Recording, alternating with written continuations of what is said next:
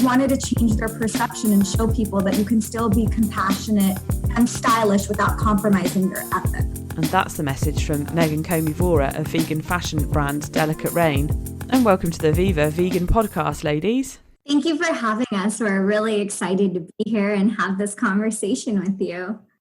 With a lot of really big fashion houses denouncing fur though within the last year or two, I think that's really come to the forefront. So where we're really trying to put a major focus is on leather and even silk. A lot of people don't realize wool and silk are animal derived textiles as well. It's not even just the fashion industry, that's across the board in every industry. You have the automobile industry, right.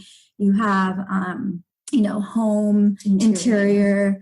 There's so many places. And a lot of people also don't realize that, even if they are aware that maybe leather comes from an animal, the number one animal that they think is just a cow, but it does come from other places as well. Multiple animals, yeah. I mean, we were reading a study the other day where it was talking about where leather is exported out of a lot. And China is one of the, biggest suppliers. And what happens with leather, though, is the process that it goes through to be made apparel grade. It's tanned, it's dyed, it's treated with a bunch of chemicals. So once that's done, you can't tell what animal it's actually come. And so it had come people's attentions through this study that a lot of times when you're wearing a leather jacket that's from overseas or leather shoes, leather bag, whatever, your leather might actually be from a dog or a cat.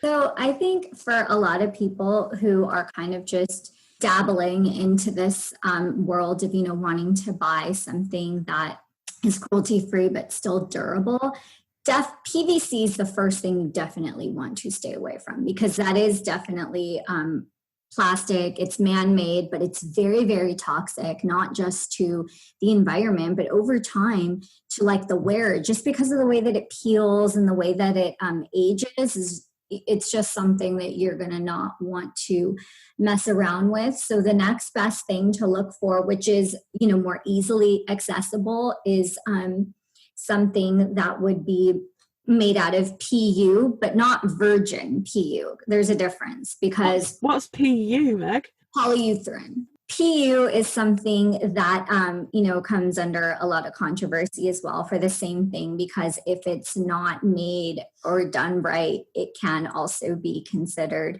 toxic. However, there is a range of PU that's available that is constructed out of recycled materials.